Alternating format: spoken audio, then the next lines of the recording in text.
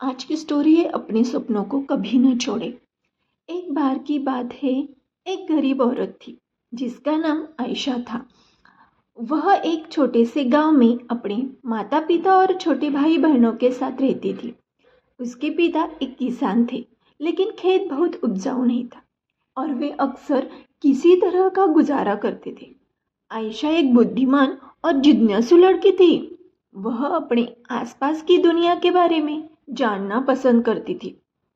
वह एक वैज्ञानिक बनने का सपना देखती थी, लेकिन वह जानती थी कि अपने परिवार की वित्तीय स्थिति के कारण उन्हें उसे अपने लक्ष्य हासिल करना मुश्किल होगा। एक दिन आयशा के पिता बीमार पड़ गए।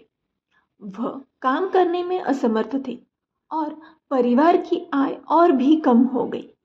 आयशा को अपने परिवार की मदद करने के लिए स्कूल छोड़ना पड़ा। आयशा ने अपने परिवार का समर्थन करने के लिए कड़ी मेहनत की। उसने घरों की सफाई और खेतों में काम करने जैसे अजीब अजीब काम किए। उसने स्थानीय बाजार में सब्जियां बेचना भी शुरू किया। अपनी व्यस्त दिनचर्या के बावजूद आयशा ने वैज्ञानिक बनने के अपने सपने को कभी नहीं छोड़ा।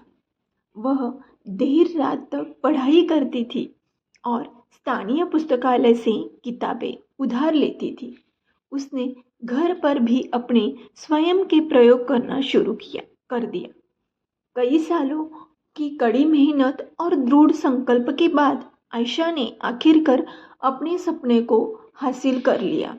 वह विश्वविद्यालय में दाखिला लिया और वैज्ञानिक बन गई। उन्होंने विज्ञान के क्षेत्र में महत्वपूर्ण योगदान दिया। आयशा की कहानी हम सभी के लिए एक प्रेरणा है। यह दिखाता है कि अगर हम अपने दिमाग में रखते हैं और अपने सपनों को कभी नहीं छोड़ते हैं तो कुछ भी संभव है। यह भी दिखाता है कि हमारे जुनून का पालन करना महत्वपूर्ण है, भले ही यह मुश्किल हो।